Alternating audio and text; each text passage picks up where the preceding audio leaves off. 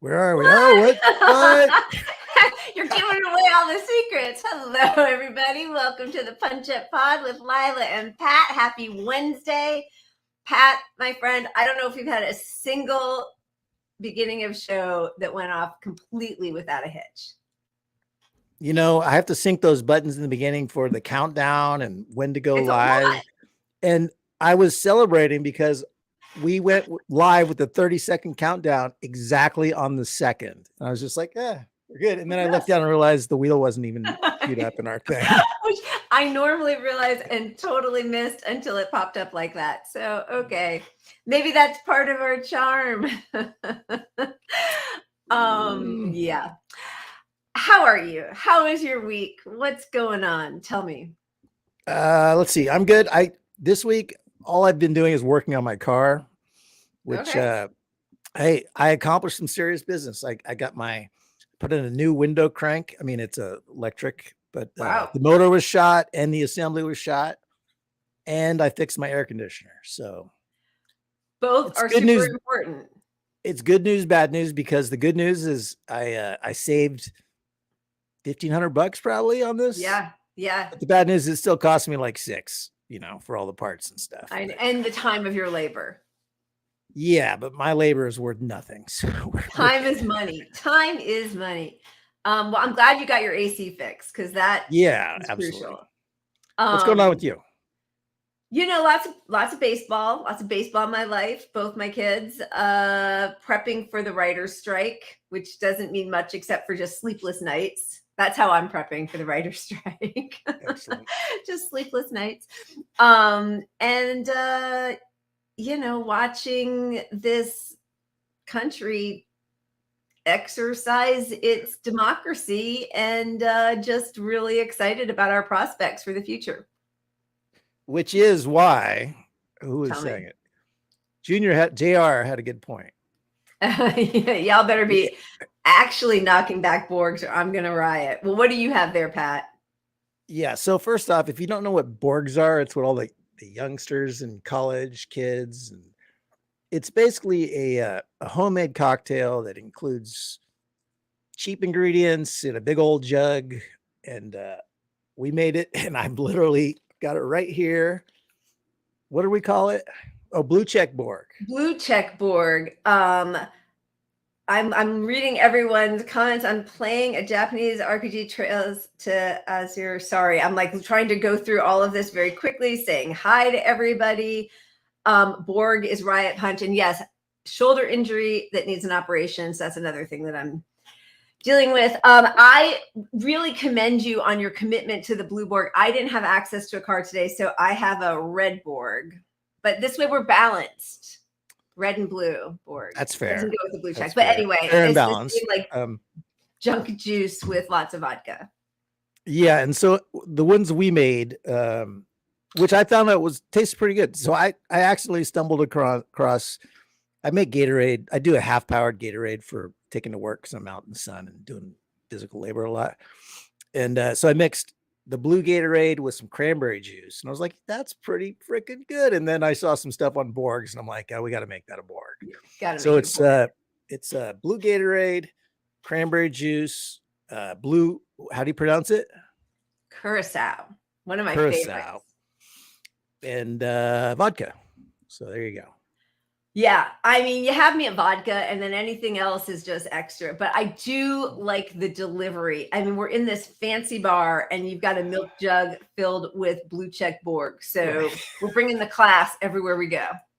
Yeah, it's a good thing we have no patrons because they'd want some of my blue Borg, and I'm not sure. I think you could sell it for a lot. All right. So, and hi, Ameros. Hello. Welcome. Pat, yes, he actually, did you add the water to dilute it and avoid the hangover? I don't think you're diluting. Is that an option? I did not add the Gatorade was mixed with water. So the electrolytes, that's perfect. You got all the electrolytes. Yes, the vodka always works. And absolutely the runs. I saw a funny meme the other day and it was a red crayon that said Blue MAGA or the other way around. Now I can't remember. We did a little. Can you tell? Anyway, Hey. the point was, it doesn't matter because it's all the same damn thing these days. Very sad. Remind me next time we're guests on a show to bring my Borg, just to bring their show down a whole notch. Yeah, go on. Yeah, thank you. All right. I feel like we've got quite a bit to talk about. Should we call up the wheel and get going on our hash it out? I think it's appropriate. Let's do it.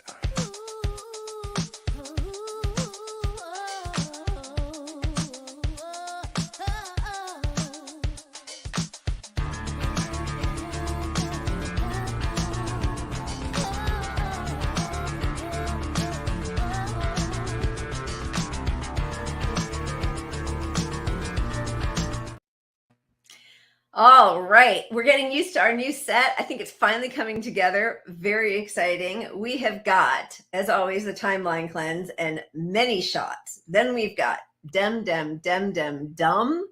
No, that's actually, see, you didn't get my little. I didn't get it, but I didn't want to say anything late last night. Dumb. It's oh, you know, I did it in my head, but I miscounted last night. By the time we were done prepping, I had already had quite a bit to drink. And so I was like, Dem. That's what I was doing. Dem. Yeah, I missed it. Dem. Yeah, that makes a lot more sense. Lemon tuckers. I didn't want you to mansplain a joke to me, so I just decided to pretend I got it. I was like, that's funny, Pat. That's a good one. I'm missing it. Lemon tuckers, Twitter blues, and I think I said them all. Let's spin the wheel. We heart COVID. You forgot. No, I said that. Oh, you did? I think so. I said we love. But okay. You said mansplaining, and I just tuned you out because you spread those legs. I don't need to hear all that. Telling me how it all goes down. Spinning over you too. I know, it's terrible. Yes, thank God. I really do need this.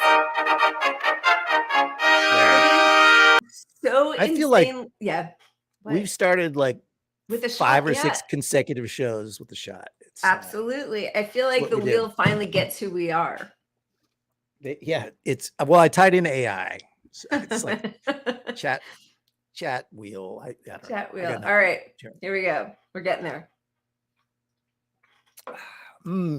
Chasing a shot with Borg.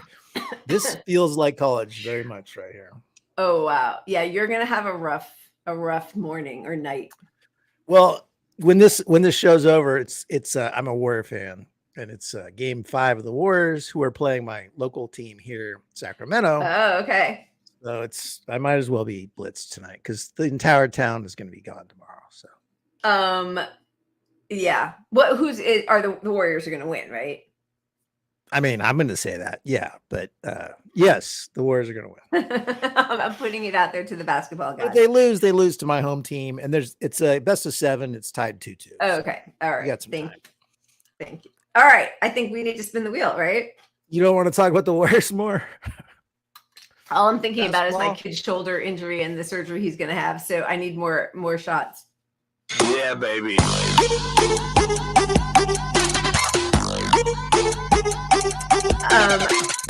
That's the one I didn't say, and I could barely read it. Stupid economy. Should I say that differently, Pat? Did that have a different joke? Nope, there's no joke there. It's the economy, stupid. It's a play on that. That's all I got. Thank you for explaining that to me. Yes. Well, the Dems have a message for you, and the message is summed up beautifully with Ted Rawls the cartoon that you had there, and it's gone. Ted Rawls, here we go. No, I got it. Oh my God.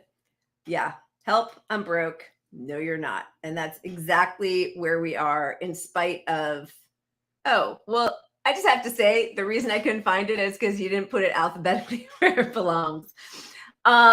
The good news is job cuts have soared to 270,416 so far in 2023. That's an increase of almost 400% from the same period a year ago. Which the establishment and regular economics theory will tell you is good for the economy. They will literally say that the administration going to help inflation. is to cut jobs to Right. lower inflation. Which is clearly not the only way to lower inflation. Even that lefty left Nixon knew that he could handle it a different way. But instead, we've got the new FDR basically trying to force people into joblessness to lower demand, to lower inflation. So that's one way to deal with it. I don't think it's going to make a lot of voters happy, and it certainly is devastating most of the working class. This just came out yesterday. A new report says that half of New York City households don't make enough money to meet their basic needs, including housing, childcare, food, healthcare, and transportation. That number is up from 36% in 2021. So in the last 2 years, it has gone up from 36 to 50% under the Biden administration. I don't know. Could he be doing anything? Is there anything that he and his Fed chairman could be doing? I mean, trying to have a higher unemployment rate it's their stated goal is to have a higher unemployment rate. Thank you, Larry Summers and Chairman Powell. I mean, it's so repulsive that they are counting on just destroying people's lives instead of calling these people out, these greedy CEOs who are price gouging, blaming everything from Putin's price hike to, I mean, the COVID relief funds, anything except their pathological greed. And the truth is, as much as the Pod Save guys try to pretend that the leader of the free world has no power when he has a D in front of his name, if we had a true leader in the White House, he could call these people out, shame them, use the bully pulpit every chance he got, get on every single news show, and call out these disgusting parasites. Yeah. So instead of doing that, we're left with propaganda pieces to get people to accept it. And it's not this doesn't relate to just the US, but Bank of England's top economist tells households they need to accept being poor. Lovely. Workers asking for higher pay and shopkeepers putting up prices is self-defeating as it fuels inflation. So basically, if you're struggling, just get used to being poor, because if you do that, inflation will come down eventually. Yep. And the oligarchs, just so you know, on this side of the pond are doing the exact same thing. We need to learn how to do more with less. And she's the incoming director of the World Food Program. Wow. So relief is on its way. I want to say I'm doing my part here. You really are. More for less with the blue jug. I mean, yeah, you know, look at you. That's a cheap. It's not like the fancy drinks behind you. I hope we have a clip where you're saying something profound and it's just me sitting over here chugging my blue. It's the whole show, buddy. I'm used to it. So, you know, not only that, what happens? We've got drug overdose deaths per 100,000 residents in America skyrocketing as people try to, you know, self-soothe one way or the other. We know that our healthcare system is an absolute shambles as the health insurance CEOs pay just skyrockets. And the whole business model there, as we all know, is to deny us care. I would love for Democrats to talk about this the way they talk about gun violence. And I know we talk about this a lot. Gun violence, I think, accounts for, and it's horrific, but about, I think, 40,000 people a year. Horrible. About half of those are by suicide.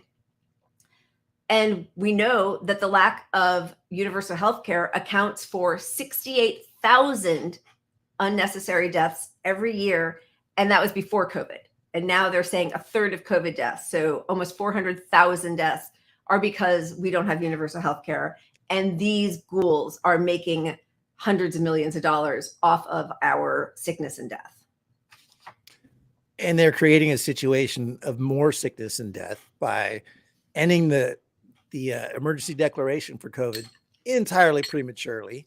But right. You would think that that's evil enough. You're getting all these people kicked off of emergency Medicaid provisions, and state benefits are going away for, I think 13 million people will be benefits and kicked off of Medicaid.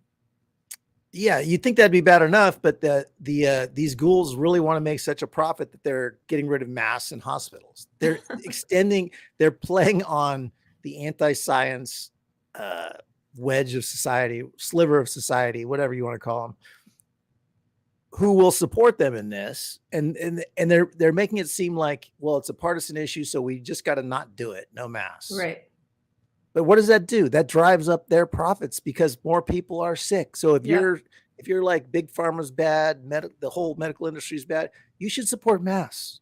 Masks are an easy fucking Don't get thing sick. to do. Exactly. But to get rid of them in hospitals, there's no science supporting getting rid of it in hospitals. No, it's disgusting. Science says you should have had masks in hospital mandatory, forever, like washing forever, your hands, regardless of COVID. Yeah. I scheduled the shoulder surgery for my older son when he comes back from college. And I asked what their mask policy was, and they all wear masks. So that's good. Because the last thing I need is for him to get airborne AIDS while he's getting shoulder surgery. Okay. But let's keep going sorry. I didn't tell you this, but you thought you muted that conversation while we were talking, and I overheard the entire conversation. Oh, did you really? Why did I was going to tell you too when you came back on, but you remember you had the mute backwards and you came back on and you muted when you were talking to me because I was eavesdropping all of it. I was like, I wanted to hear your results. I was like, she's pregnant or something. Can you imagine? Oh my God, no, that shop is closed down. But I just got to say kudos to you because everything you said, you literally told them, because I don't want to show up and have airborne AIDS around or whatever. Well, yeah, thank you. I'm not a liar. I do actually really do this in real life, and I appreciate that you heard that. And from the time they were younger, I mean, sometimes doctors would come in just for like regular visits and not wash their hands, and so I would have to ask them to wash their hands, or like if I saw them come in with a needle, like for a shot, and like, could you please go get one that I can see you unwrap? Like, I just don't trust anybody because people make mistakes. I'm not even saying it's intentional, but anyway. Let's go back to one of the crowning achievements of the Obama administration, which was the ACA, and see how well that's working out for people. That right here. So we see the average annual premiums for single and family coverage. This only takes us through 2018, but we have another graphic also. Every year, the premiums get larger and larger. So there's nothing affordable about the ACA.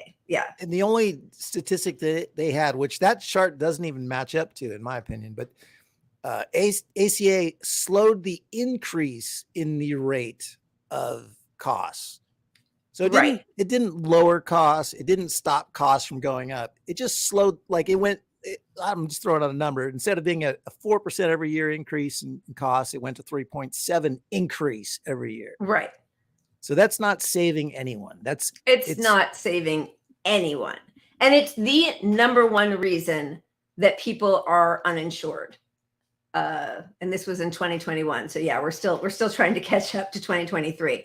But almost 70% of the people who are not insured is because they can't afford it. Because as every other price increases, the one thing that doesn't increase is the minimum wage. And the last time that increased was under George W. Bush. We had 8 years of Obama, and now we had 2 years of Biden, who ran on a paltry $15 minimum wage and couldn't even get that done. Or he could have gotten it done, chose not to get that done. Absolutely could have. And he had the biggest opportunity you would ever have to force it on people, given the crisis we were in. They absolutely could have forced it, and all you needed was the squad to hold out, and they would have had it, flat out. Period. 100%. I also didn't totally listen to you. Did you also blame Kamala because she could have also overridden that parliamentarian for that vote? Sorry, no, I'm trying to read. We need an extra person here. I'm trying to read. There's so many great comments, and I'm missing them, and I missed what you said. So yeah. Well, I just think back to Kamala when. Kamala thinks, what was it, 1,100 or whatever, 1,300. She was like, there should be $1,500 checks every month ongoing. Remember that? That was candidate Kamala? Candidate Kamala, I think, actually said 2,000 because that's what Bernie said. And as we all know, she was just as progressive as Bernie during the primaries. Yeah, but obviously they could have overridden the leader of the free world, who came in with, Democrats love to say how much he beat Trump by. He had a mandate to take care of some things, and he could have overridden the unelected parliamentarian and delivered. But as we all know, by reporting that was not, widely reported on, but it was there, the week before that vote, he was talking with state governors saying, don't worry, it's not going to happen. We will not increase the minimum wage. So there you go. Yeah. Thanks, Which Democrats. I know we're talking about the economy, and I think Bernie has always been phenomenal on the economy. That's his one strength: domestic need for programs. He raises the awareness on those issues and elevates the need that we all feel. But where he's completely failing in his position, and this ties to the economy too, is as the chair of the Senate Health Committee. Yep. With the ending of the emergency declaration, that is impacting all the people that Bernie fights for, up and down. And we got crickets from the chair of the Senate Health Committee on prematurely ending the COVID emergency, which I think that's just untenable. Like, that's why I'm drinking Blue Chug today, because Blue Borg, Blue Chug. Blue Chud. I don't have time to say Borg. I can't think of that word on the fly. It's your BBB. Yeah, it is. It's a true dereliction of duty. It's one of the very few things we counted on him to do, was to hold just a small part of Biden's feet to the fire, push him left, whatever. We know that didn't happen at all. They didn't talk about Medicare for all for the first 2 years. Every once in a while now we see a tweet, because they know that we don't have the House and the Senate anymore. So there's absolutely no hope. There was never any hope before, but it would have really been illustrative, right? Like, everybody would know how many Democrats don't actually support one of their key platform points of some version of universal healthcare. But the fact that he's not using this global pandemic and then the end of the emergency action or order declaration, it is, disappointment is such a small part of what I'm feeling. Right. And the reason Biden didn't veto the Republican proposal is that they were planning to end it, like a month 5 or 6 weeks later anyway. Yeah. So by not vetoing it, he can just say, oh, it was the Republicans. He can put it on the Republicans. Yeah, exactly.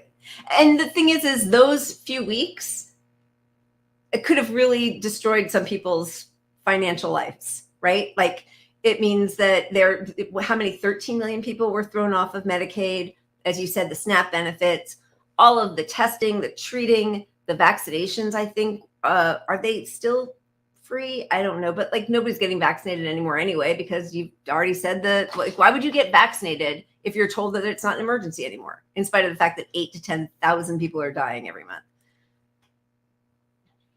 Yeah. All right. I think we should move on. What do we get? Right? Do we have more? Well, we have some positive stuff. Do we? Right? Oh, yes, you're right. This is about unions. Getting my first union job was wild, because for the same work, I'm making 20% more with guaranteed raises and spending at least $5,000 less per year on healthcare. The healthcare premium is $30 a month, and prescriptions are almost free. The dues are $35 a month. And I just, I know that union support is growing, but that really, especially those right to work states where people, the whole premise of the right to work was that people didn't want to be forced to pay union dues if they were in a job that was unionized, if they were hired into that job, which should never have been allowed. But it's also just, it's like when people are like, oh, my taxes go up if we have Medicare for all. Like, yeah, it will, but it'll be offset by no premiums, no deductibles, no cost for prescriptions. Like, yes, it will go up, but it will still be an overall decrease in what you're paying per year. And that's the part that's always, cynically left out by the liars in the media. Right. Which is the easiest case to make if you're allowed to face with an audience, which is why Bernie was able to go on Fox News and debate and have a discussion with who was it on Fox? I don't even remember, but Is it Ted Cruz or I don't know. Well, he had the discussions with Ted Cruz, but he actually went on Fox Oh, directly. you mean for the town hall? The town hall on Yeah. Fox. Yeah. Yeah. You know, they polled people afterwards, and you're talking about Fox News viewers who were like all in with Bernie after that. Yeah. And he had a standing ovation at a Fox News town hall. Yeah. All right. What do you think? I think Do we we have should any go to the well. video for that? I think we do. I think we need some joy. Do we have video? Do we have economy? No, I don't think we do. don't have any economy video. All right. Yeah, baby.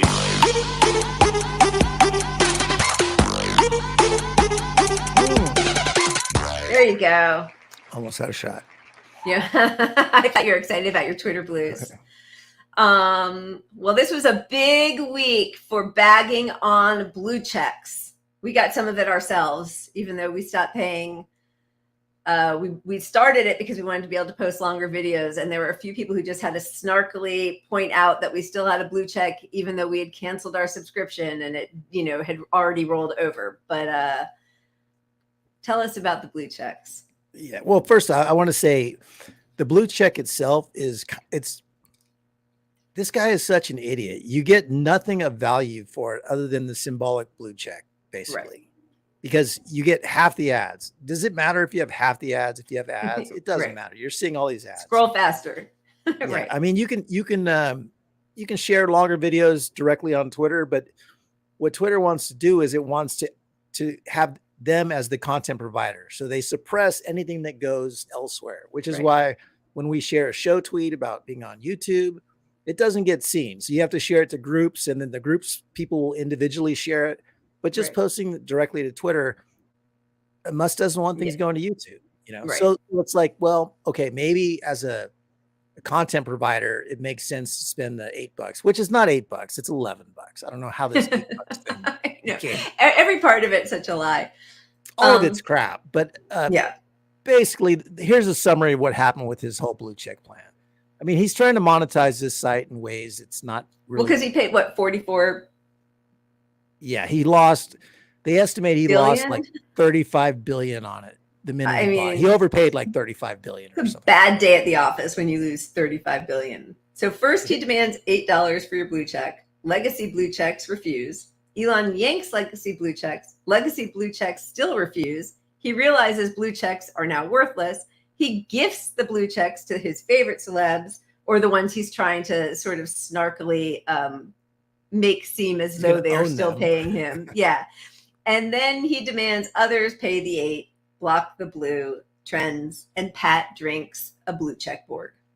And it all ends up here.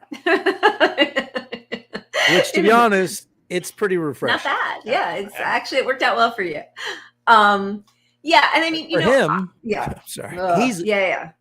He's floundering so publicly in such an obvious, terrible at management, not a smart guy way that I love it. I think most people love it. I mean, it's well, it really exposes the myth of the brilliant billionaire that, by the way, all of the mainstream media that now wants to shit on him was complicit in building him up as some like Batman billionaire that was going to save the day. Yeah. And until he became sort of a clear right winger on social issues. Right. He was the hero du jour of electric cars. Oh, I mean, how many billions? He just blew up a rocket ship. And they're celebrating it. And they're still saying it was successful. Well, they're spinning a blown up rocket as like a win. This is kind of cool. That's pretty cool. He blew up a rocket, which is also, environmentally hazardous for the people in that area with all of the particles just, trashing their community. Did you see how there was an interview with Musk's dad recently? No. So Musk has always said, "Oh, I didn't get all my dad didn't get all his money from emerald mines." And so they interviewed his dad, and his dad was like, "We got all our money from emerald mines." And Musk and Elon knew it. He said, "Yeah, of course." His own dad says that. Yeah, anti-union. I was a little annoyed by all of the attention that celebrities were like. There's so much going on in the world right now, there are so many people who are hurting, dying. We're starting wars and we're, poking the bear in all different parts of the world. We are losing our status in the world. People can't, put food on the table. We have hundreds of thousands of homeless people in this country. We have thousands of people still dying every month of COVID. We have dilapidated public schools, like on and on and on.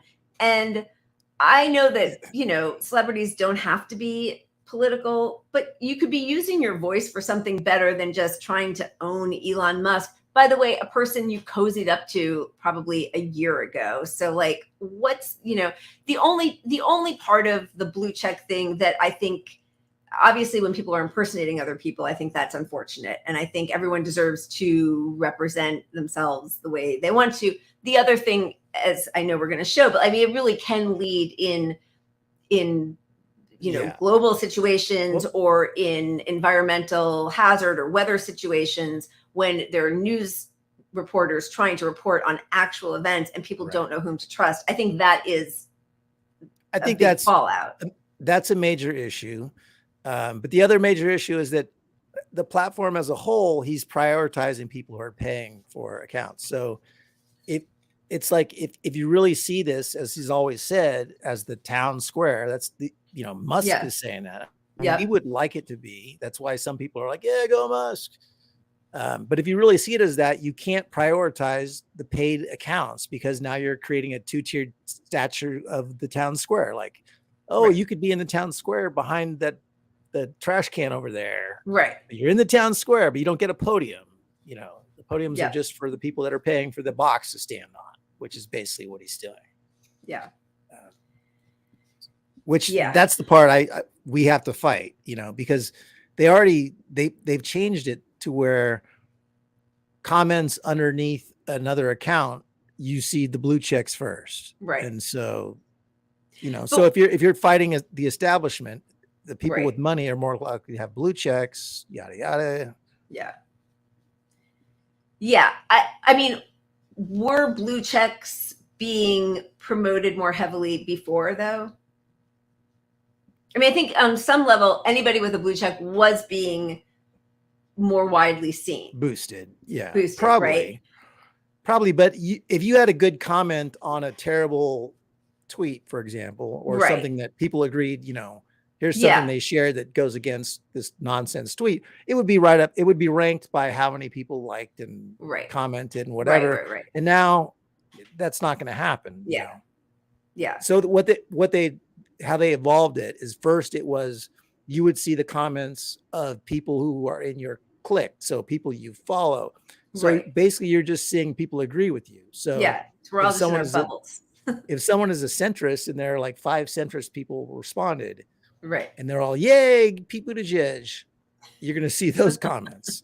But they could have like 2-3 likes where, Lila makes a brilliant comment and posts some data or something, Always. Like she always does. It could have 1,000 likes and those people aren't going to see it. It's going to be like at the bottom of the thing, but Lila's friends are going to see it. So we think we're having an impact on anyone that sees that tweet because we're countering the narrative, but we're just in an echo chamber where the centrists are never seeing the counter information. Yeah. Yeah. It's really too bad because I do think that he's destroyed it, at least for now. I wonder if he's ever going to change his mind or if someone's going to pull the reins from him or something, because it was sort of a town square. And I do think, it was really helpful, I think, for grassroots campaigns and for disseminating a counter narrative to corporate media.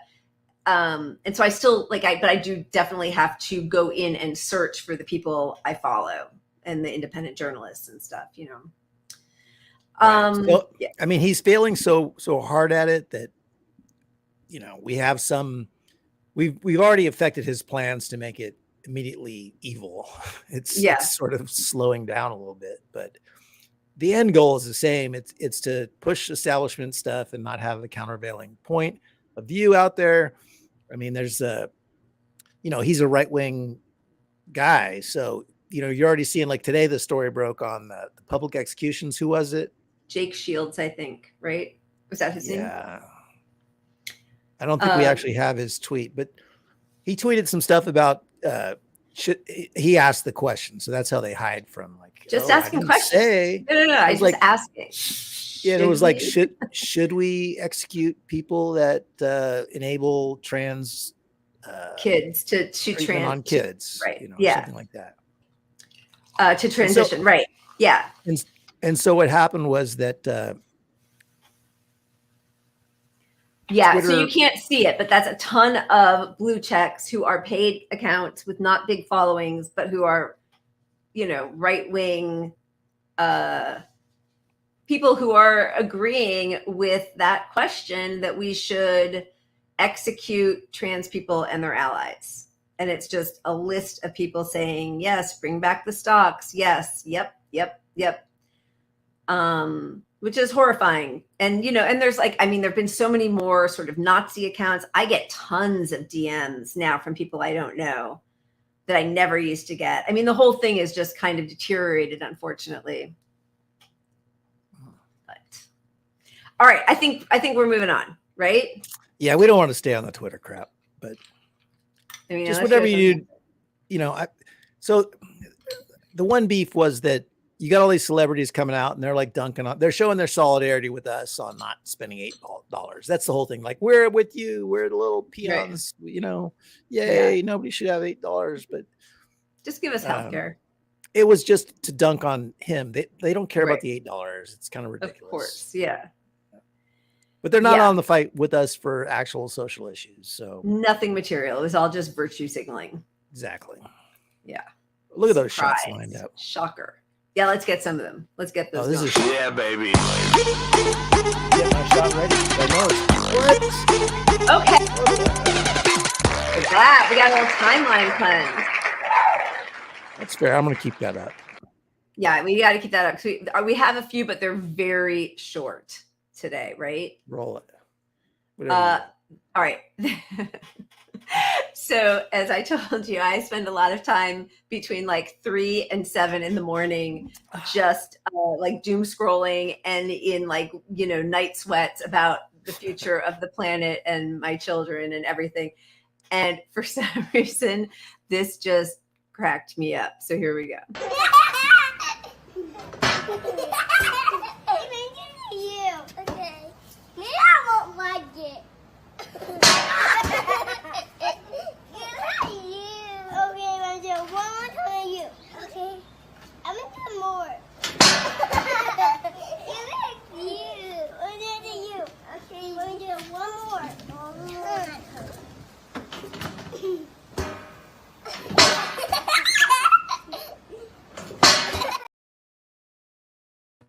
Okay, so first of all, not funny watching it again now at 5:30. Wait, Pat. But also, I gotta wonder about the parent or supervisor who's watching these kids give themselves concussions, knocking their brains all the hell as they giggle. Like, it's actually not funny. I mean, it's sort of funny if they're fine. But I always wonder about the people who allow these situations to play out just because they want some, great video to post. Can't hear you, buddy. Cannot hear a word. Sorry. Yeah. What's interesting is we haven't watched each other's timeline cleanses. And we went for like wholesome, silly. It's one of those weeks where we don't even want to talk about politics because it's such a shitty week politically for the most part. Seeing Bernie endorse Biden. Yeah. Oh my God. Like, look, I knew Bernie wasn't going to run. Nobody really thought he was going to run, but like a day into it, he endorses Biden. And it's just like, so we're kind of tuning out. I mean, tuning out is not the right word, but the timeline cleanse is needed with just silly, stupid shit. I think we both had the same sort of vibe on that. Yeah. Accidentally. Yeah. Which leads me to my cat clip. Okay, good. Yeah. I didn't know we were gonna like squander all of our fun already. Yeah, let's see another one more, because it's so important.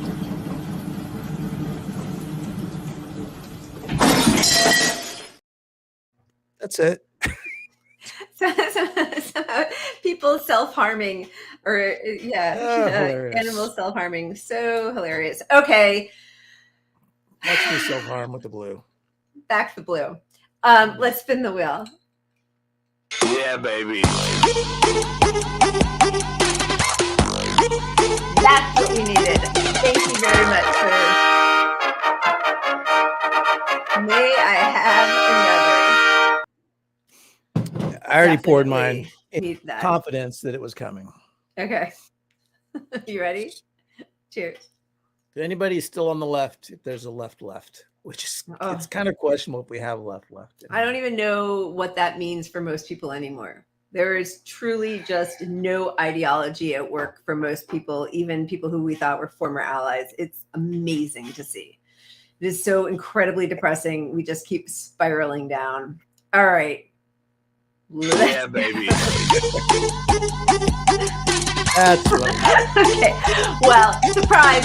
Our wheel is now all shots. Can't believe we landed on one again. We're gonna do a I special really want to show go to this far. where there are no topics, and it's just seeing who's gonna hang out when we do shots. That's how we evolve. Okay. Got too much going on. I almost poured my blue drink into my shot glass. Oh, that's cheating. Cheers. Are you ready? Cheers. Oh. And the board chaser.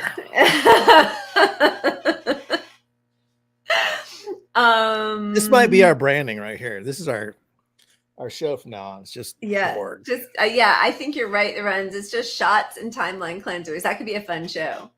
That could be a That's whole actually show. a really fun show. That needs to be like, well, this is our midweek show. That could be a weekend show. Shots and timeline cleansers. All right. I think we're onto something. All right, let's finish. Yeah, baby. Shout out to the Runs for that idea. Oh, We'll make it happen. I really do feel a deep spiritual connection with the wheel these days. Understood. I think The wheel knows. think it sees me in a way that no one else does. I mean, the wheel is self-aware. It's my AI stuff going on here. All right, I'm waiting for you because I'm chivalrous like that. Cheers. Mm. Oh God. Okay, I'm chasing it. I've moved on to my vodka diet tonic, so that's what I'm chasing it with. I don't know how much show's left, but I'm determined to finish this bad boy on the show. Oh my God. It's got to happen. Yeah, baby.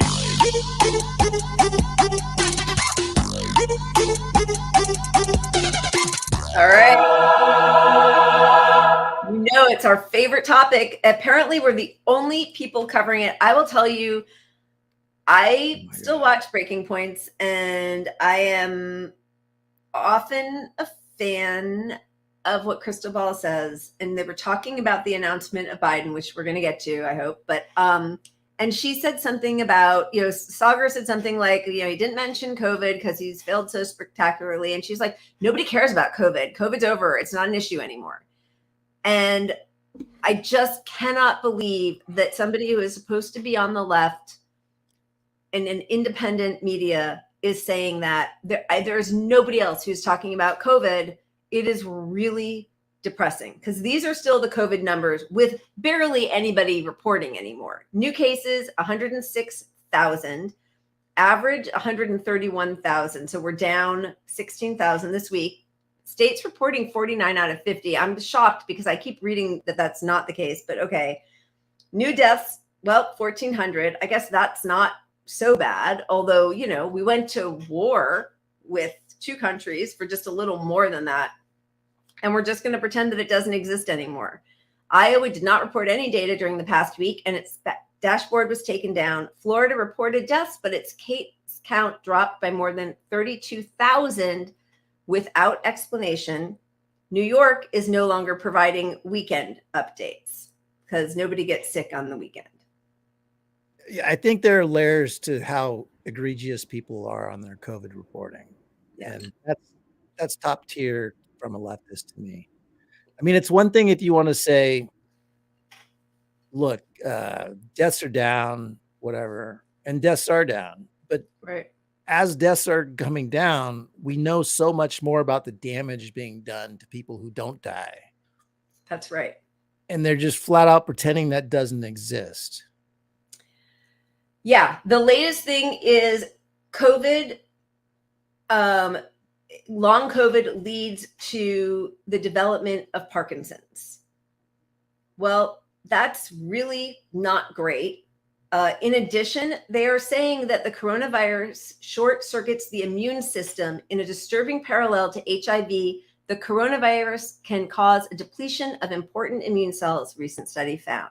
So what that means is, ready for this word on so many shots? Lymphocytopenia is most often due to AIDS and recently COVID-19 or undernutrition.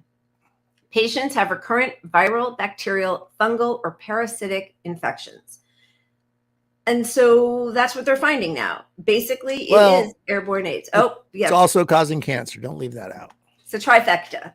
Parkinson's, and the risk of cancer AIDS, highest cancer.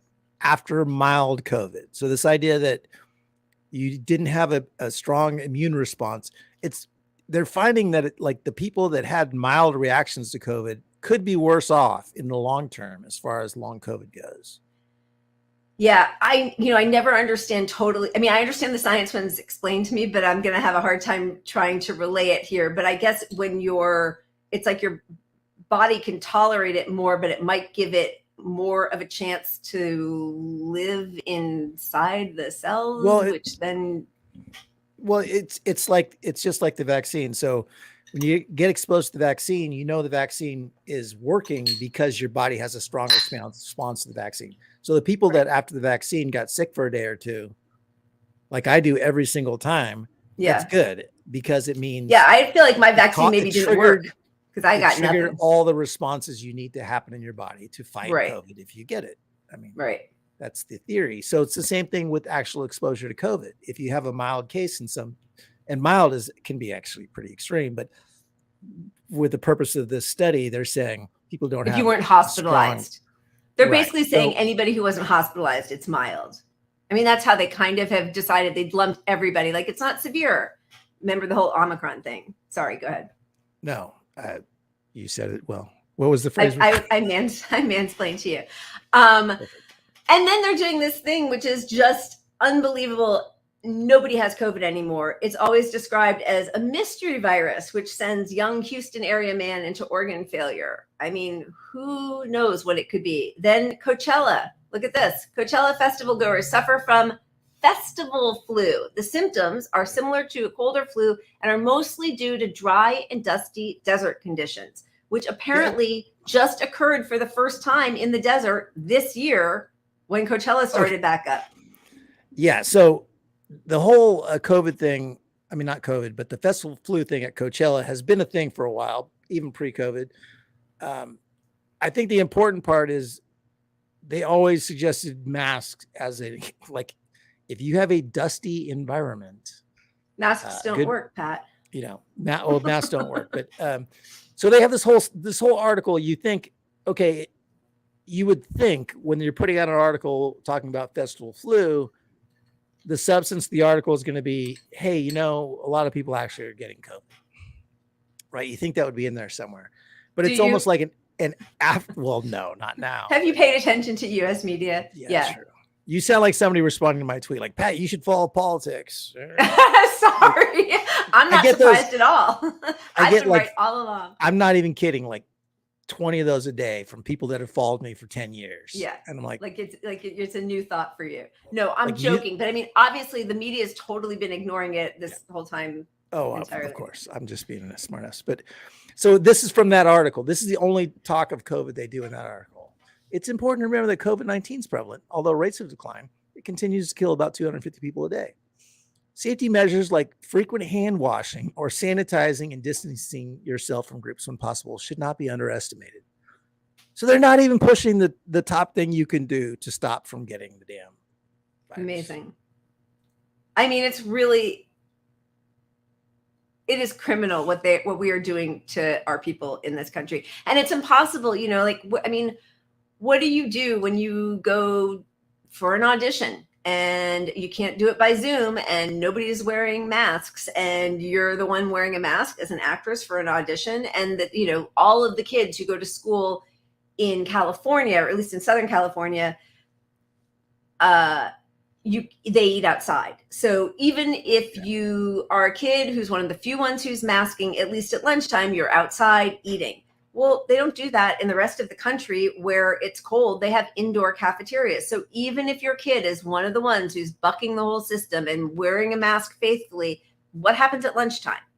So like, you can try your hardest, but there is no way as an individual that you can fight a global pandemic with absolutely no public health measures in place. No, I mean, when you've got hospitals telling people not to mask, you don't have to mask in the hospital. How do you make that fight rational to your kid who sees every single person in the world? They're like, Mom, you're being paranoid or whatever. But even if they're trying, like your kids are trying as hard as they can, but I don't know what you do. And this thing about the Omicron, right? Like, that was the last time that a variant was given a name. That was what, a year and a half ago? And that has obviously given, you know, and then there's all these like BB1973. So what the point of that is, you make it difficult to remember. It's given this broad umbrella of Omicron. So everybody kind of thinks that we're just in the same place. It's okay. Omicron's mild, remember? I think we've lost like 600,000 people since the advent of Omicron, and they don't talk about any new. They've just started talking about Arcturus. Yeah, but the scientists, I mean, not the scientists, the propagandist folks pushing the Biden narrative on COVID going away, they're mad about the internet naming new variants. That's They're right. Like, oh, no, don't name, because they want to push this propaganda. They want to be able to say, oh, it's mild. Omicron's mild. They want us to all just think of COVID as like not being gone. Like, there's no fresh name for it. It's just, Omicron. I read something about petering Omicron out being a big deal. Yeah. But meanwhile, and I know I said it last week and I forgot to look for a Google image. I mean, it's horrible, but to see, it looks like it's mostly happening with kids, but like the gunky eye fluids just dripping out of people's eye sockets. And a lot of people, I think, didn't even realize earlier that it's always been able to infect you through your eyes, which I only know because I wear contacts because my glasses are like that thick. And I wasn't able to get a new contact prescription a couple of years ago, like in 2021, because they weren't doing it because he didn't want people, my eye doctor, wearing contacts in public, because he said you touch your eyes more and there's more interaction, and he didn't want me to make myself vulnerable to it. But they've known for a long time that it could infect you through your eyes. Ugh. Yeah. All right. Well, but so, I mean, we know that infections are up in other areas besides COVID. And the reason they're up, it's because of the damage to your immune system. That's right. And so the minimizers are out there and they say, oh, it's because of immunity debt. You wore these masks. The masks are causing the problem. I mean, they try everything in the world. Masks don't work, but they also work so well that it causes immunity debt. Yeah, the logic problem. Yeah. You can't make it make sense. You can't. I'm seeing Kimmy, hi and welcome, say, oops, sorry, let's get rid of that other one. That it's hard to argue with your 15-year-old to wear a mask when no one ever mentions it anywhere. I really understand that. I actually posted, and of course I got like really shitty comments back from, lots of people online. But on Saturday night, it was my younger son Xander's prom, and he went, and then there was an after party, and I always make his friends test when they come over. I know they're not 100%, but at least it like gives us some kind of baseline of like, okay, we all tested negative, so we can be in the same space. I have windows open, we have a HEPA filter, all the kind of stuff. But I knew, it's after prom, they're all going to be drinking. And so I was like, do I just say, and I did, I was like, just tell your friends, everybody can come back here. They can Uber back here so that nobody drives drunk, because that felt more immediate than contracting COVID. But like, I hate that we're being forced to make these awful, possibly life-threatening decisions. It's ridiculous. But literally nobody. I mean, not literally. There are people that still care about this stuff and pay attention to this stuff, but there's like a collective amnesia on any of this stuff. Like people don't want to learn stuff. They don't want to know what's going on. If there's information that it's getting worse, that people are not caring at all right now because they've been propagandized so much about how unharmful this is. Like I'm an electrician. I go into people's houses every day to work on fixing problems. And I wear a mask all damn day.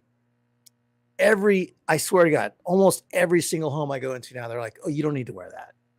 Not like I'm going to put one on, not like anything else. I mean, some people are worried I'm sick.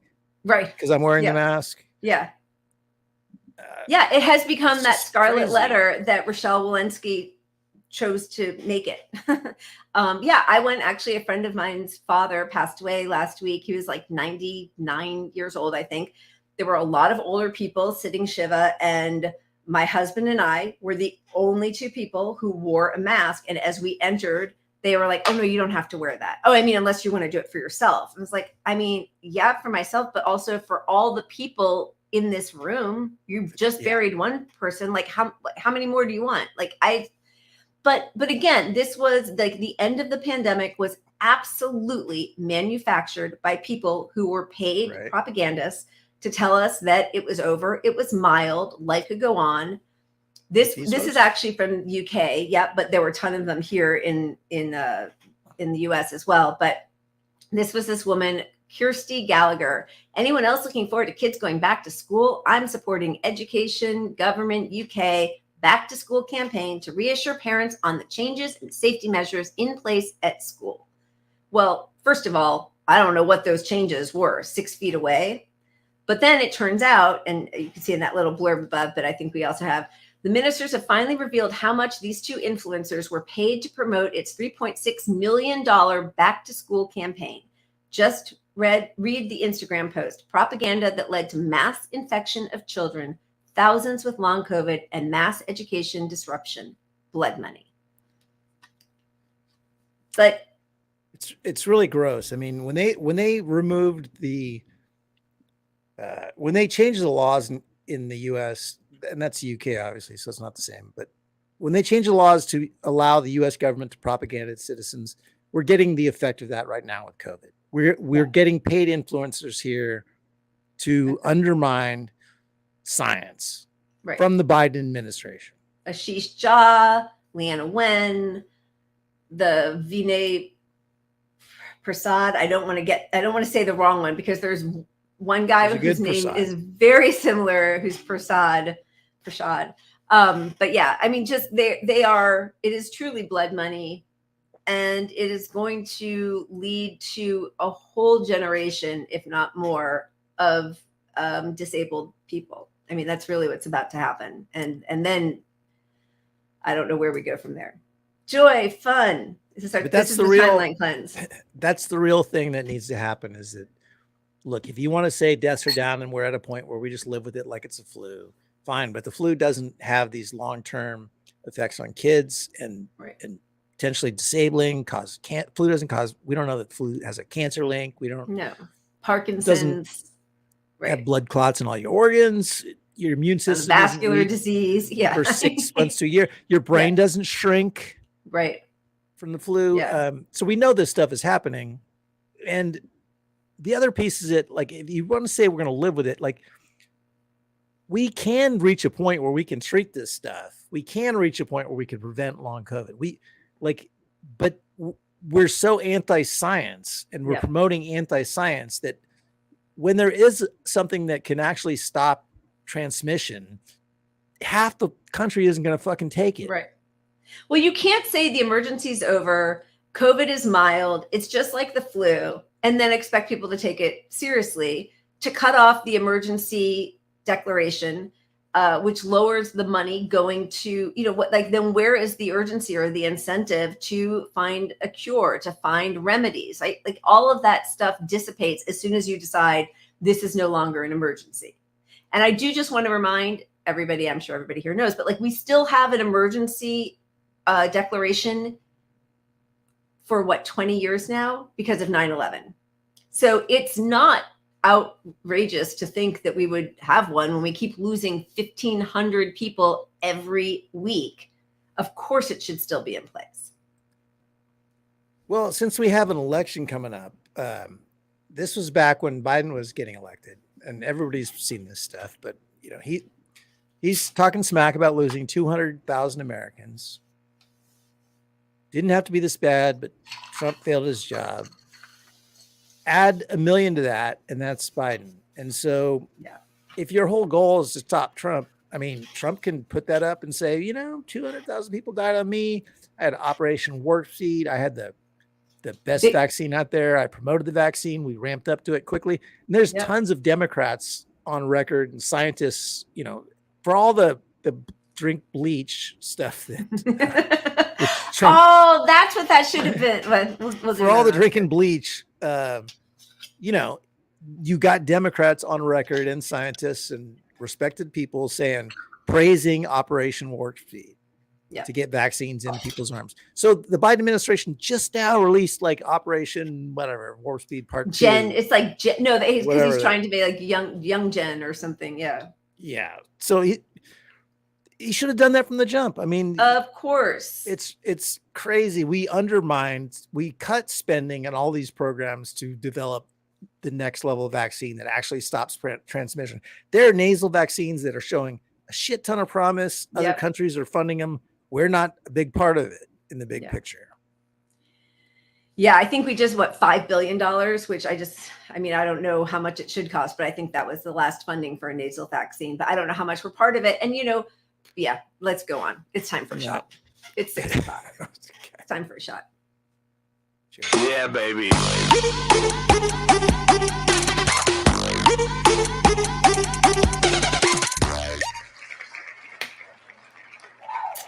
Should I force a timeline cleanse? Let's. Okay. You got to watch my other cat video because I'm not done with cat videos. All right. Let's see it. This is the kind of week we're having. We need cat videos. There it is.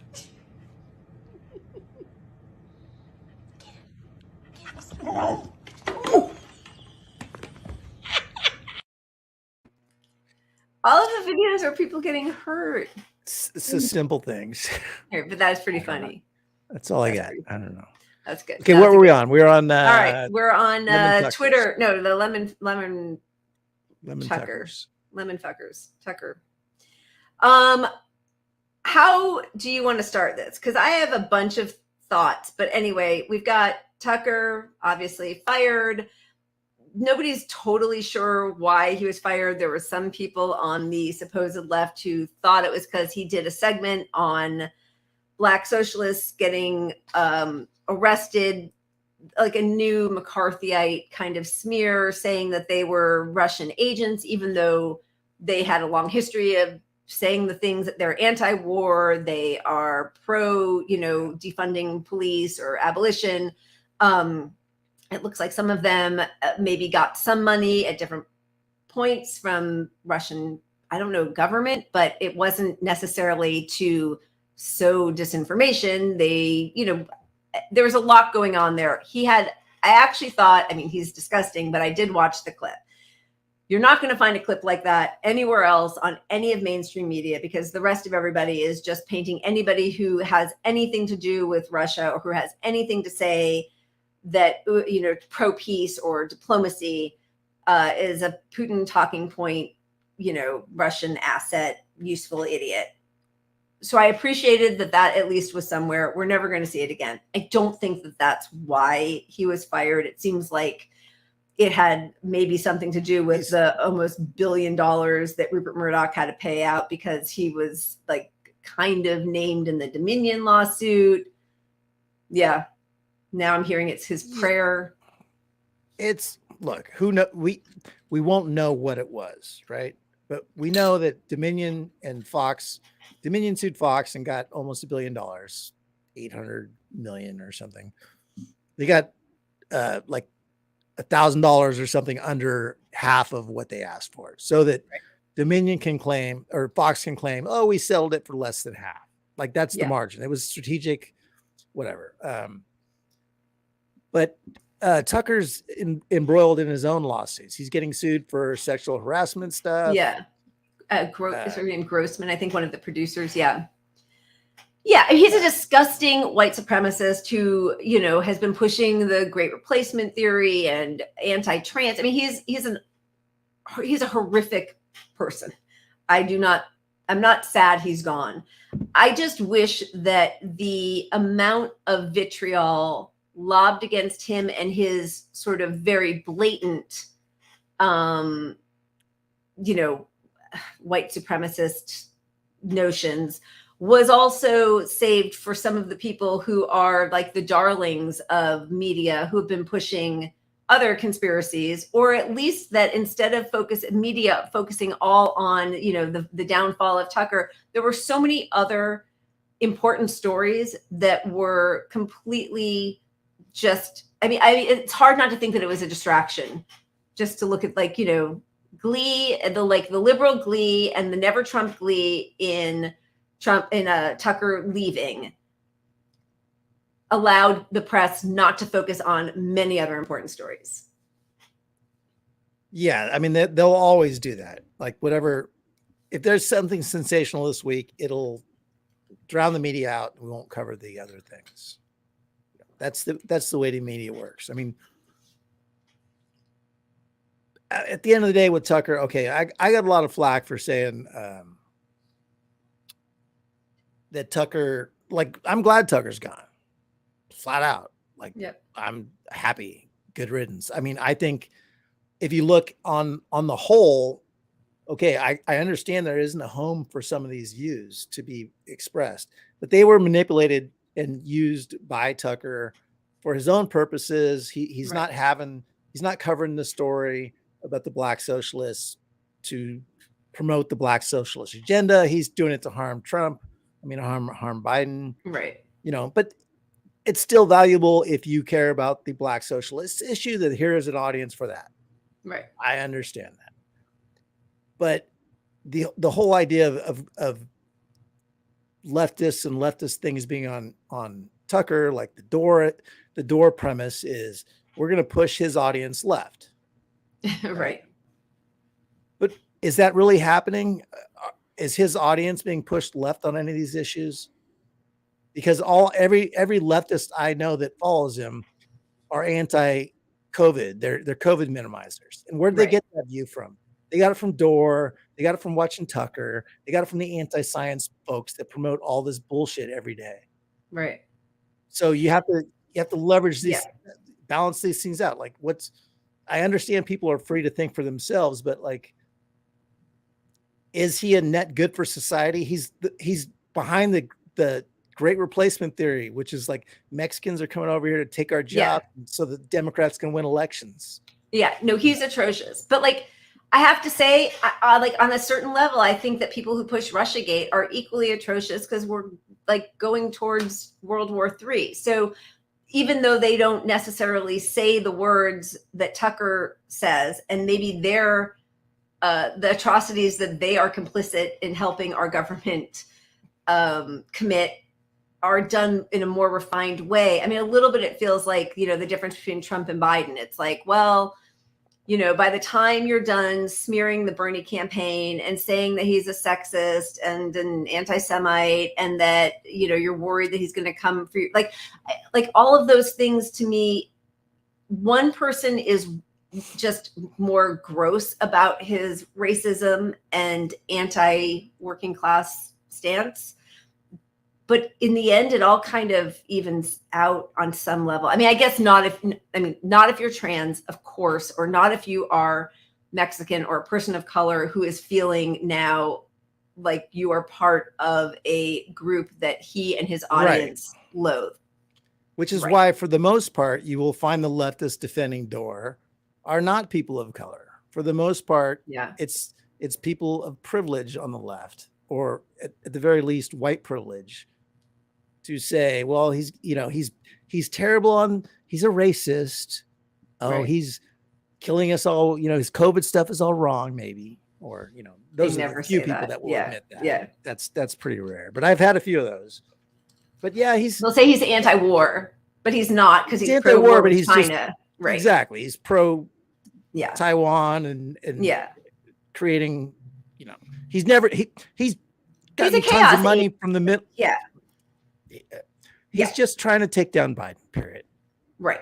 Owning the libs. We agree with that part. Right. But he's sharing these other views that overwhelmingly dominate his show. Yeah. And you have this little sliver of a leftist thing. Right. And you think, well, now this guy's an ally. Yeah. And you watch for that, you know, you tune in to watch Dora on there for 2 minutes talking about how shitty Biden is. Right. And now all of a sudden you're hearing stuff about how COVID's fake. Yeah. Or Glenn Greenwald calling him a socialist. Anyway, so, but you know, in the meantime, while everybody was focusing on this, the blip of a story that a Democratic congresswoman calls for Matt Taibbi to be arrested for getting an acronym wrong, which he apologized for, and which was handled horribly by Mehdi Hassan. Like, nobody's talking about that, right? So they're not talking, like, the people who think that we need to get liars off of deplatform liars, right? Right. Well, when you say people, this is where AOC comes in. Like, she's literally out there calling for government involvement in deplatforming these people. Yeah. Which is a tier that I don't agree with at all. Like, it's one thing for a network to say, or the viewers just speak up and say, we don't like this guy and he's full of shit. But the government getting involved, and particularly when the Democrats are in charge and you are advocating to silence people, all she's doing with calling for, who was she being interviewed by when she did that interview? I don't know. It looked like it was one of her Instagram, cutesy videos. Yeah. But when she's doing that, she's giving fodder to the right to say they want to silence us. All the arguments the right makes about fascist lefts, the leftists are fascist. Right. And in the meantime, she should be speaking up about rights of journalists, right? Like Taibbi talking about Julian Assange. I mean, finally, Rashida Tlaib. But this is like in year 3 or 4? No, she was in 2018. So 5 years in. Well, it was 2019 when that happened. But anyway, like where has their voice been on press freedoms? Why aren't they talking about that? Why aren't they talking about Sy Hersh and what he discovered and reported about Ukraine's involvement in, or Ukraine absconding and Zelensky with like $400 million of US aid, talking about the Nord Stream pipeline getting blown up? How about the Ukraine papers leak from that 21-year-old gamer kid that showed just like, and again, like the Pentagon papers, people talk about this, the bravery of the Washington Post for publishing these leaked documents that showed that our government was lying to us about the ability to win in Vietnam. Well, the same thing was just revealed by those leaked papers about Ukraine, that our government absolutely knows that Ukraine can't win, and that this is just going to be a slow or fast bleed and destruction of a country. And there's no discussion about that. And instead, we had New York Times and the Washington Post trying to find the leaker, which isn't really the story there, as tens of thousands of people are dying. Yep. I mean, that's the whole game. They get us focused on the wrong stuff, know? And when you talk about Tlaib bringing it up now, I'm not going to knock her at all, because she's the only one out there talking about Assange. But it's also a lot safer now that the Democrats don't hold power. I mean, well, Biden could actually, right? Yeah. Biden does hold power, but the idea that he's going to use his executive authority to do anything meaningful in this area is ridiculous. So, by Biden's own terms of how he runs his presidency, he would never do something like that on his own, because it would be too anti-standard, or what do they call it when they say it's not the norms, the etiquette, the norms of how things are done. So, but meanwhile, he's going against what his own president, when he was vice president to Obama, who didn't want to press charges against Assange, and he's just following the Trump Department of Justice's plan to incarcerate him, right? Yeah, exactly. And in the meantime, and this was another huge thing, and of course, not a single one of the liberal corporate media is going to pick it up. So it's only the New York Post, which then kind of takes away the teeth of a story when it's like the right-wing rag. But this actually happened where Biden cited, so when that whole laptop thing happened, where Hunter's laptop was, shown to, oh my gosh. When somebody revealed some of the emails on Hunter Biden's laptop and it was brought up, there were, NPR said they weren't going to report on it. There was this whole discussion about how it was, had all the markings of Russian disinformation. And now it turns out that ex-CIA chief asked to write false Hunter Biden laptop letter to help Biden win the election. Biden's campaign asked Morell to organize 50 colleagues to sign a letter claiming that the emails from Hunter Biden's laptop were Russian disinformation. Morell testified that Blinken was the campaign official Anthony Blinken, campaign official who reached out to him after the Post published an email about Hunter introducing his Ukrainian business partner to his father. That's corruption, folks. Morell, identified as a potential CIA director under Biden, said he organized the letter to help Vice President Biden because I wanted him to win the election. That is election interference. Nobody knows if that would have been something that would have helped Trump win or not. And I didn't want Trump to win either. But that was a lie. That's disinformation. That's election interference. And nobody is talking about that. I mean, compare that to what they're talking about still, which is Trump. And was it electioneering that he hid his hush money payment? Well, how is this not the exact same goddamn story? I mean, honestly, this is worse. It's worse because you're bringing in the CIA and CIA and people that hold power now to defend you. And none of these people, you'd think you would ask 50 people to do something clearly illegal. If it's a lie, moral situation, yeah. Somebody would say no and maybe put it out there to the world that this is inappropriate, be a whistleblower. But I mean, that's not how our government works. But that's a story. That is a story about deep corruption in many different parts of our government. And no one's covering it except for the trash New York Post just because they hate Democrats, which everybody in journalism should hate everyone in power, or at least should try to reveal all their secrets. That is their job. What is the job of the press if it's not to reveal secrets? Otherwise, you're just a stenographer. So, what is happening? Why aren't people trying? And they're just so worried. I mean, the Pied Piper strategy actually worked. It just did. It worked. Well, it's the eventual outcome, which we've reached, and then some, of capitalism, because corporations run the media. The media the corporations determine what the media is going to cover because of how they want the elections to run, so they can keep certain people in power and not certain others. And that's it. That's all it is. And so the other story, I mean, there's a lot of journalists fired this week. Obviously, Don Lemon. Journalists. Oh, sorry. That was heavily blue Borg checked air quotes. Yeah.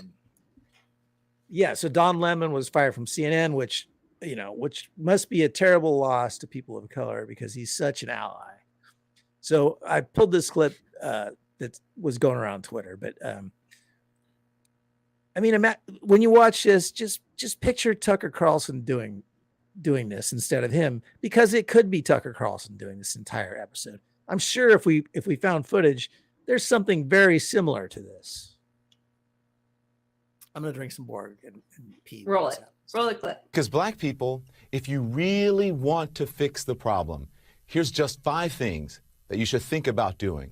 Here's number 5. And if this doesn't apply to you, if you're not doing this, then it doesn't apply to you. I'm not talking about you. Here's number 5. Pull up your pants. Walking around with your ass and your underwear showing is not okay. In fact, It comes from prison when they take away belts from the prisoner so that they can't make a weapon.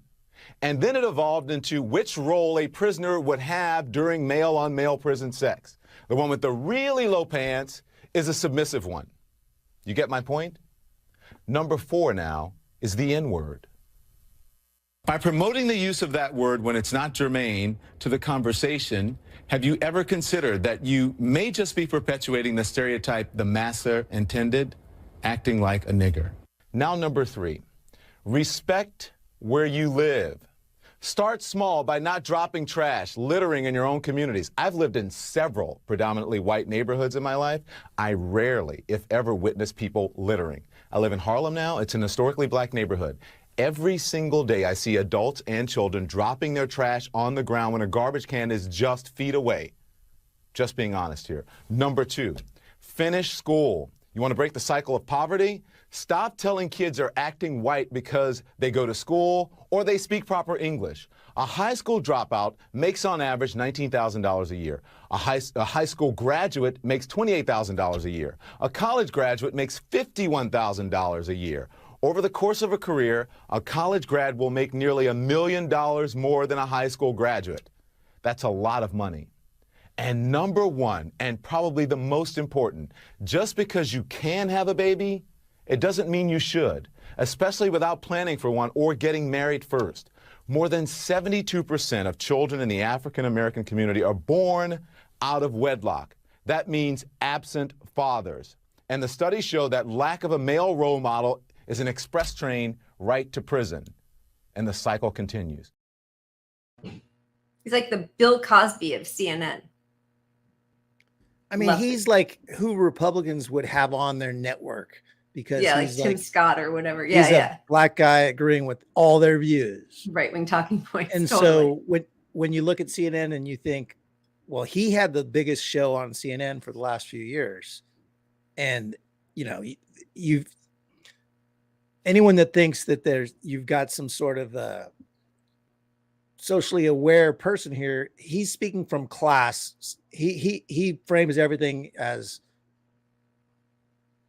he doesn't frame everything, but he internalizes things as not accurate when it comes to class, because he doesn't understand what it's like.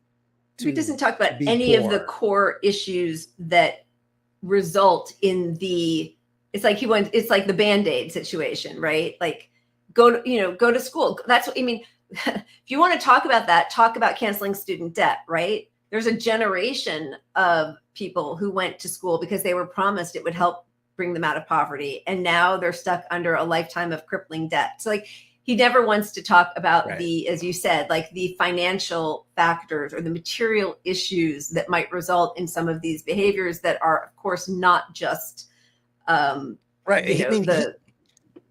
even sees.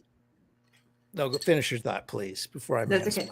Okay. I'm going to white-splain too. Yeah, explain it to me. I'd like to hear it. No, but he even sees litter in Harlem as a black issue, not a poverty issue. Like, which it's not even really a poverty issue, but it's like you're going to be less concerned when you're trying to survive. You're in a different threshold when it comes to all those norms that you might get in the place where you lived before, where it, like if you littered, you'd get a ticket, you got a homeowners association that's going to ticket you, The other thing, and actually Sabby did a really good segment on this about trash collecting in different areas, in different communities. And in communities of color around Boston, there weren't as many trash collectors. They didn't come as often. They don't have street cleaners. So there's lots of different reasons for the way a community can look to the naked eye without actually understanding why why it might look that way. But yeah, that was just a pure classist railing against a community that has suffered so much, and it was pretty disgusting.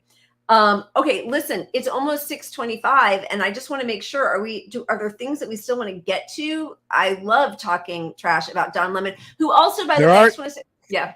Oops. Well, we left 2 shots on the wheel. We should get to those. No. But you remember when he said that about Nikki Haley, how she was past her prime? I just thought that, like, to look at the discomfort on his co-host's face, that could have been a good timeline cleanse for clip, us. absolutely. We'll bring it up next time. All right, are we going to do one more wheel? Sure. What were you going to say? Oh, I was gonna say let's show your timeline cleanse, but let's do a wedge and see what happens. All right, let's see what we get. Maybe we'll land on it. I left up the Tucker one by mistake. That was the Borg. Oh, that's the Borg talking. We have to go a few more minutes because I've got some blue left. Oh my God, I'm committed. Putting some hair on the chest. Yeah, baby.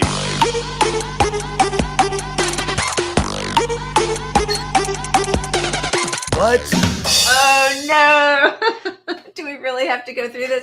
There's so much to say. I'm kind of nervous that we're not going to do it enough justice. What do you think? Do we delve into this topic and just kind of try to speed through it? Yeah, let's just jam through it because there's a Right. lot of bad shit on Dems that we can. There's a lot. Good news, everybody. In spite of 70% of the country not wanting him to run, Biden's campaign just launched, and it feels like a page 2 story. That's the point. He released his campaign video via Twitter. He did not have some big announcement. He didn't sit down for an interview. He didn't have a rally. He released a Twitter ad.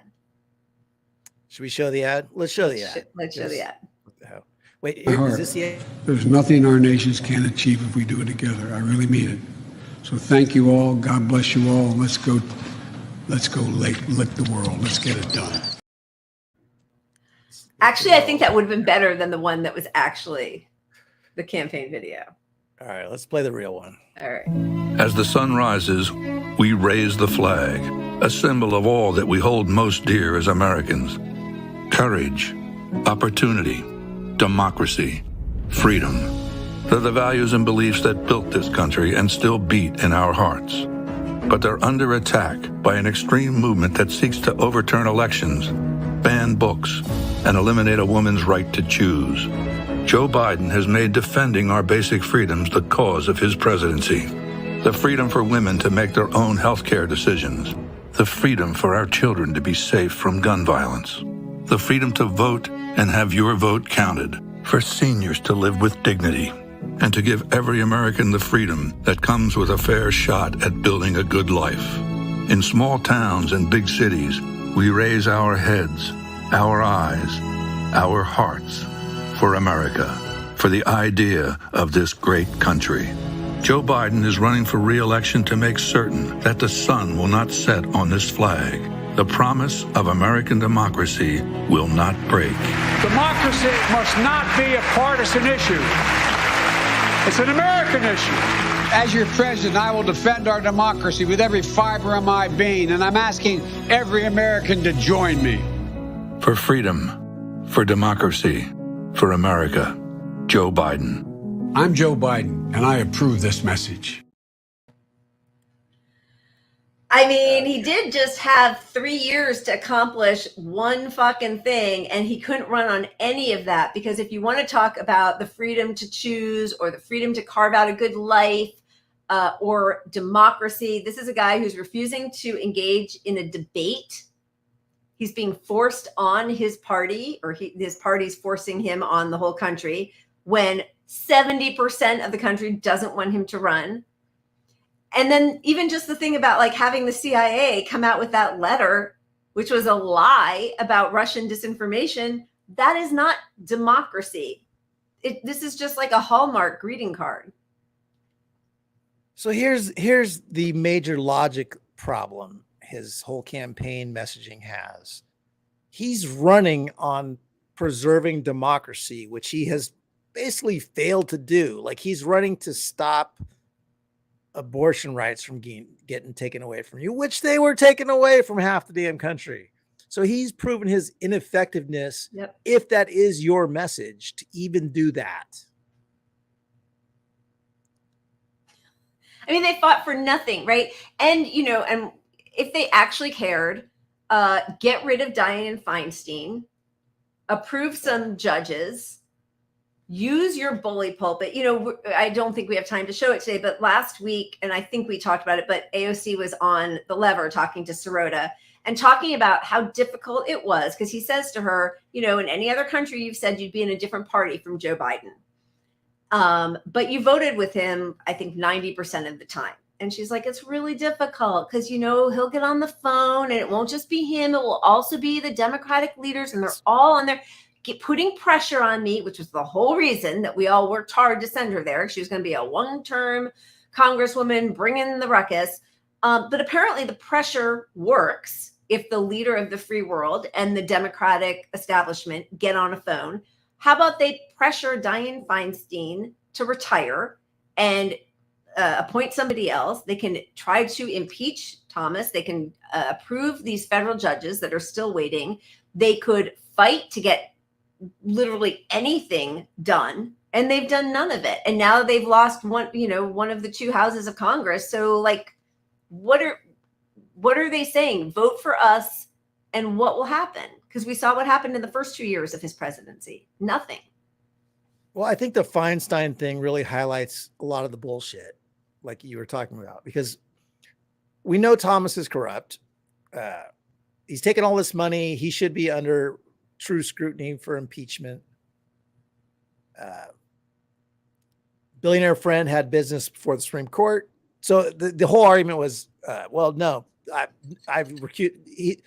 guy I took all this money from had nothing before the Supreme Court. Well, it turns out he did have business before the Supreme Court, and he didn't recuse himself. And yeah, Harlan Crow said he had no knowledge or involvement in the case. Bullshit. Right.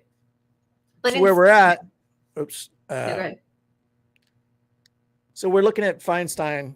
She's 89. She's missed 60 of the last 82 votes the Senate has taken this year. Biden's judicial picks can't be confirmed. And she should retire. She's not there. She's got, some form of dementia. There's She's past no her doubt prime. about it. Everybody knows it. Everybody knows it. She's past So they're her prime. putting out articles saying, oh, it's sexist to question this, as they would do. We know that's how they work. But I mean, imagine that you think that, oh, you need to give her some time to resign and to do it with dignity.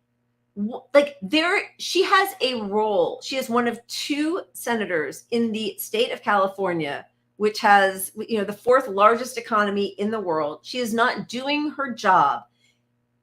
It's not about her dignity. It's about the job she's supposed to do for the people she's supposed to represent. And the fact that, Pelosi and Gillibrand and everybody else, they shit all over Ro Khanna.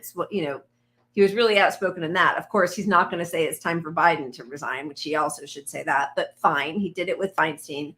But they don't care because, and again, like we all know this, but it's not because they're feckless. It's not because they're weak. It is because they are all working for the exact same donors. And the reason that Dems don't fight is because they're collaborating with the people who are supposed to be the enemy. Right, because you have every opportunity. They can't even on this one issue of Feinstein get rid of her so that they can confirm all these judges, which they could use this. It wouldn't even change that much, but they'd be able to say, we're acting in what matters. Yeah. We fought for our judges, and instead they're going to have to fall back on, well, it would have been parliamentarian. Let her go. Yeah. So sexist. Didn't confirm all these judges. So because we didn't confirm all these judges, we don't have enough people to possibly bring any sort of action against Clarence Thomas, who's probably corrupt, and he's probably going to rule against us in all the cases about abortion and everything that comes up. And all these federal judges that aren't going to get appointed, right? I mean, that's going to cut it right. Yeah. So she is holding all that up. So basically they're saying we are not doing not even the teeniest thing that means literally nothing politically. Like there's Although no it could harm. be the difference for some people, right? For the federal judges in their states who are going to be, it matters. But what doesn't matter is the harm done to Feinstein. No, God. There's no harm. She's not even going to be aware of the harm. I mean, not to be a dick, the fact that her staff, like the fact that she is still there, it really just shows that Democrats have less than, I mean, they hate us. They have no respect for us. They're not fighting for a single thing to accomplish that they pretend to run. They don't on. really care about those issues, because if you care about these issues, you don't care about Nancy Hurting one you lady's don't care about feelings. Pelosi's feelings. You don't care about science. You don't care about Yeah. any Or one you- person's feelings Yeah. relative to the whole United fucking States. Yeah. Anyway, in a surprise to no one, all the progressives lined right up to support Biden. We have who? We got Bernie endorsing Biden. We got Newsom fundraising for Biden. We got Sunrise Movement, March for Our Lives, Gen Z for Change, United We Dream. They are pressing Biden to run on a progressive platform, but they're not saying we won't support him unless he does. Like, they're not trying to extract any commitments from him. Not that it would really matter, but No, it's like the People for Bernie account, which I'm told is run by Winnie Wong, yeah. who was the worst Bernie advocate ever. She's a Warren Democrat to heart, but she's out here trying to tell Bernie folks that Biden should run his reelect on an economic bill of rights. But the problem here is, like, you're giving him what he should market himself on, branding. Like, it's like, Yeah. he could win if he just says this, Right. which Sunrise Movement of all people. I mean, Biden is fucking permitting oil left and right. He's like, Yeah. none of these groups that brought Are in trying to all these leverage leftists any from the power. Bernie Yeah. movement are using Yeah. any of their power whatsoever. They're all just completely sucking his taint, and I'm over it. Yeah, it's disgusting. This was a little bright spot, which was the SEIU in, I think, New Hampshire. After careful consideration and in stark contrast to the State Employees Association affiliate, Service Employees International Union, we want to make it clear that we are not endorsing Biden for re-election in the presidential race at this time. That is what every union should be shouting from the rafters.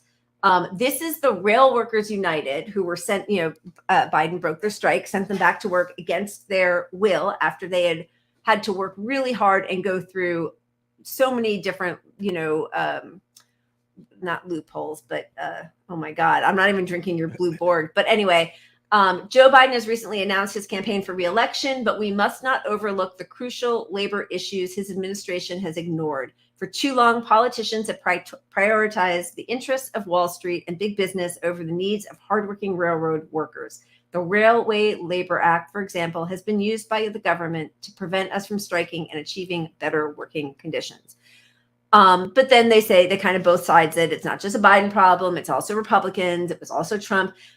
I wish that they had said, and so we also cannot endorse. But the problem is the media is pretending that there's no serious contenders who are trying to primary Biden, and that is blatantly false. I think in the latest poll, where was it? We've got a poll here. Oh, well, that's okay. But anyway, do you know the poll numbers? I think RFK Jr. is up to like 14%, and Marianne Williamson is about 10%. He needs to debate people. Like, that's a democracy. And and they're just gonna strip away every last ability for anybody to make an informed decision. I mean, don't get me started on RFK, but and I don't love Marianne. Sorry if that rubs people wrong. I think she's, like, putting all your faith in her is a huge problem because she hasn't shown the courage to stand up for her convictions. But you know what? If she gained popularity and showed some spine, whatever, regardless. And I hate RFK. If you're watching and you think RFK Jr. is legitimate, that guy is fucking trash. And that's not the blue drink talking. He's anti-science. If you want to have a guy creating policy who's the biggest fucking COVID denier out there, no, it's not. I don't care even if you want him, it's not going to take hold. He's not going to win. So anyway, regardless, those people deserve a debate. To not have a debate is the most undemocratic thing that has ever existed, and the Democratic Party fully condones it. It's why Pelosi never debates. Right. Feinstein hasn't had a debate in 30 years. None of these people debate. It's just power. They're It's gifted just upholding power. And, you know, as much as, listen, I'm not a fan of RFK Jr. at all, but he would talk about corporate corruption in a way that Biden would not be able to respond to. And at least it would get some other thoughts up there out on the stage, and it would reveal what a paper tiger Biden is. Right. Even if he were completely in his right mind and weren't suffering from senility, he still wouldn't be able to combat those sorts of attacks. Yeah. And that's the value, even if these people can't win the Democratic nomination, getting them on stage, challenging Biden at all has value. That doesn't mean I would ever 100%. support these people, campaign for these people, but it's the idea that you don't have a debate is just absurd, especially Biden's going to be 86 at the end of his second term if he were to win it.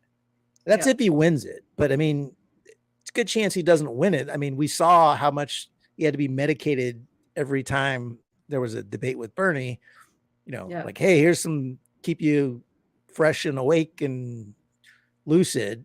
And then he'd have to like go into hiding for 2 weeks to recover from all the medication. Oh my God. Yeah. And I mean, I don't know what they're going to do. And maybe they just don't care. But, you know, at least in 2020, they could say, well, COVID, and that's why he can't go and have rallies. And they could make an excuse that way. What are they going to say when Trump is having, you know, tens of thousands of people? And by the way, 70% of the GOP supports Trump. Yeah. I personally, we're not going to get into the Trump stuff much, but I don't think Trump's going to win the nomination. But you say that, I think he is.